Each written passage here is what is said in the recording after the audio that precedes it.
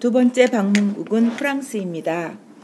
프랑스는 게르만이 세운 프랑크 왕국이 카를루스 대제가 돌아가신 후 서프랑크, 중프랑크, 동프랑크로 나뉘어집니다. 그 중에 프랑스는 서프랑크에 해당합니다. 프랑스가 강한 중앙 집권 국가로 성장하는 데는 백년 전쟁이 큰 역할을 했습니다.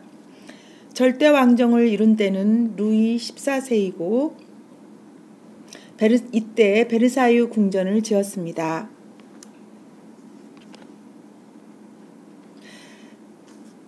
그 당시 프랑스 신분 구조는 앙지앙 레짐이라는 구제도 모순에 빠져 있었습니다. 전체 인구 비율에서 보면 성직자와 귀족이 2%에 속하는데 30%의 토지를 소유하고 있으며 98% 평민들은 먹고 살기가 힘든 상태에서 계몽사상의 영향 그리고 왕실 재정의 어려움과 미국의 독립혁명의 영향을 받아 프랑스 혁명이 일어납니다. 왕위를 이채롭게 느낀 루이 16세는 부인 앙뚜아네트의 친정인 오스트리아로 탈출하려다가 농부 신고로 잡혀 단두대의 이슬로 사라집니다.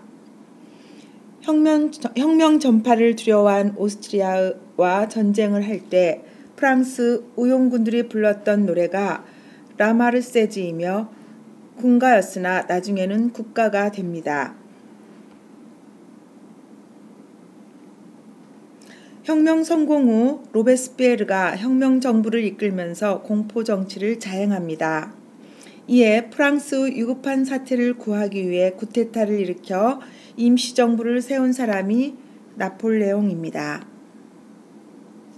나폴레옹은 주변국들과 싸워 유럽을 제패하다시피 하지만 영국한테만큼은 패하고 마는데 이 전투가 트라팔가르 해전입니다.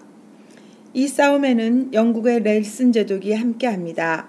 비록 이 전투로 인해 넬슨 제독은 전사하지만 말입니다.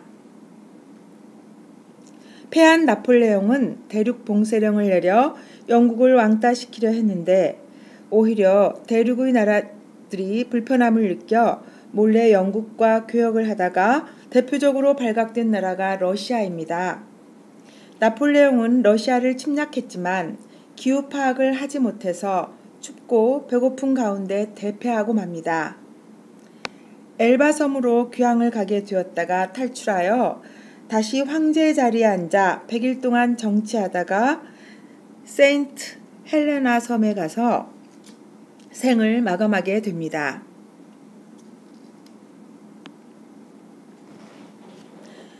나폴레옹이 유럽 사회에 끼친 영향은 지대합니다. 자유, 박애, 평등이란 프랑스 혁명을 전파했으며 자유주의를 그리고 나폴레옹에 대항하다 보니 민족주의가 형성되어 이 이념들을 유럽 사회에 널리 퍼지게 했습니다. 나폴레옹이 몰락한 후에 유럽의 질서를 회복하기 위한 모임이 이루어진 장소는 빈이며 그곳에서는 빈 회의가 열립니다. 빈 회의에서 주장된 내용은 자유주의와 민족주의를 탄압하고 옛날인 왕정시대로 돌아가자입니다. 그 뒤로 프랑스는 크고 작은 혁명이 일어나면서 우여곡절 끝에 지금의 제3공화정에 이르고 있습니다. 프랑스에 가셔서 여러분이 보실 에펠탑입니다. 디자인을 한 퀴스타스 에펠의 이름에서 명칭을 얻었으며 1889년 프랑스 혁명 100주년 기념 세계 박람회의 출입 관문으로 건축되었습니다. 루브르 박물관입니다. 1190년에 요새로 지어졌다가 16세기 중반 왕궁으로 재건축되면서 그 규모가 커졌다가 1793년부터 궁전 일부가 중앙미술관으로 사용되면서 루브르는 궁전의 틀을 벗고 박물관으로 탈바꿈하였습니다. 5세기 동안 유럽 외 다양한 지역에서 수집한 회화, 조각 등 수많은 예술품 30만 점이 전시되고 있습니다. 노트르담 성당입니다. 노트르담은 우리의 귀부인이란 뜻이며 성모 마리아를 의미합니다. 노트르담 대성당은 최초의 고딕 성당 가운데 하나입니다. 오르세 미술관입니다. 오르세 미술관은 1900년 파리 만국 박람회 개최를 맞이해 오를레잉 철도가 건설한 철도역이자 호텔이었습니다. 1939년 철도역이 영업을 중단하면서 철거하자는 의견도 있었으나 1970년에 미술관으로 개관하였습니다. 유명한 인상파 화가들의 작품이 전시되어 있습니다. 세 번째 방문국인 독일입니다. 독일은 동프랑크입니다. 독일은 로마 제국을 형식적으로 이어가는 의미에서 오토 1세는 신선 로마 제국의 황제로 임명됩니다.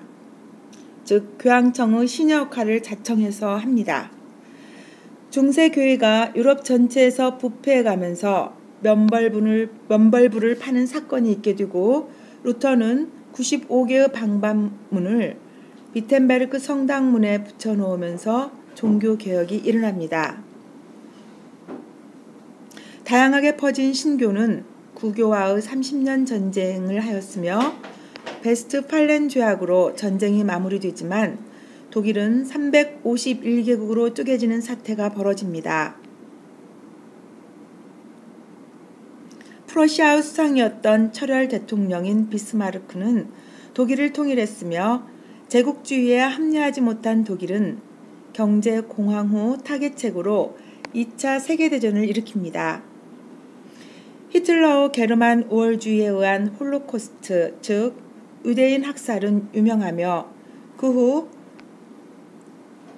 독일 분단으로 이어지다가 1990년 베를린 장벽이 무너지면서 통일을 합니다. 여러분이 가시게 될 프라우엔 교회와 마리엔 광장입니다. 뮌헨 시가지 중심부에 있는 광장으로 광장을 둘러싸고 있는 신시청사를 비롯하여 프라우엔 교회 등 관광 명소가 집중되어 있습니다. 네 번째 방문국인 스위스입니다. 프랑스 왕국에서 신성 로마 제국에 속해 있다가 베스트팔렌 조약에 의해 독립이 됩니다. 중립국이어서 유로존에 가입하지 않았으며 고원과 깊은 계곡, 호수가 많습니다. 세계 최고 관광 국가입니다. 알프스입니다. 신기조산대에 속하며 젊은 산으로 호른이 많습니다.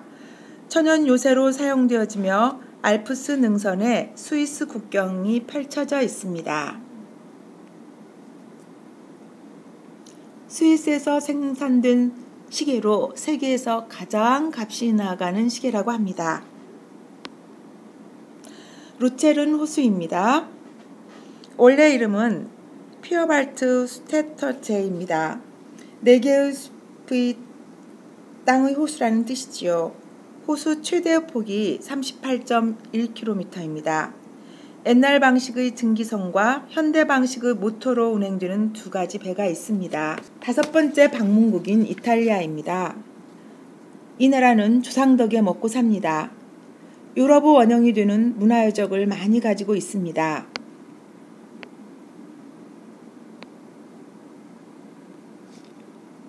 이곳은 피렌체 항구이고요.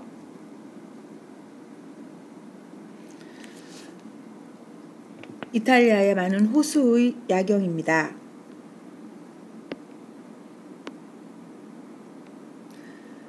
콜로세움입니다. 원형 경기장으로 빵을 나눠주고 검투사 경기를 보여주면서 오민화 정책을 위한 공간으로 활용되기도 했습니다.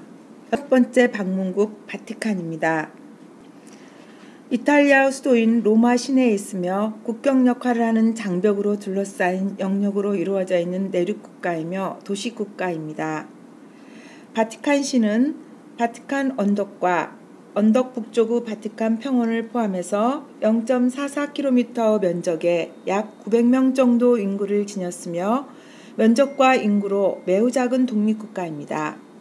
바티칸 시국은 교황이 통치하는 일종의 신권 국가로 전 세계 카톨릭 교회의 총본부입니다. 바티칸 시국의 공무원들은 대부분 성직자나 수도자로 이루어져 있습니다. 성 베드로 성당입니다. 바티칸 대성당이라고 부릅니다. 서기 90년에 예수 12제자인 초대 교황이 되는 성 베드로 무덤 위에 건립되었다고 합니다. 성 베드로의 시신이 새 성당의 제대 아래 묻혀있는 까닭에 옛날부터 교황이 돌아가시면 이곳에 안치합니다.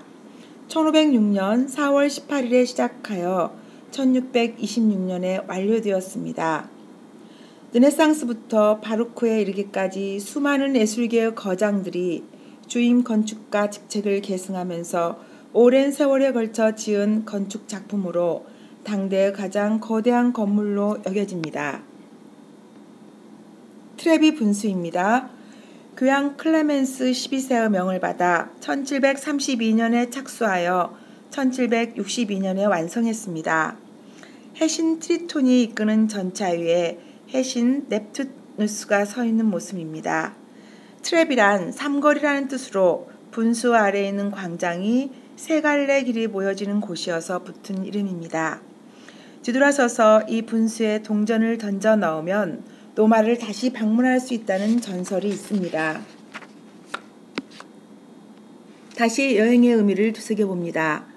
우리나라가 아닌 서양의 문명의 여명기에 만들어졌던 인류 문화유산을 만나는 중에 여러분의 삶의 자양분으로 쌓여지고 멋진 인생을 펼쳐가는데 힘을 비축하는 귀한 여행이 되시길 바라며 강의를 마치겠습니다.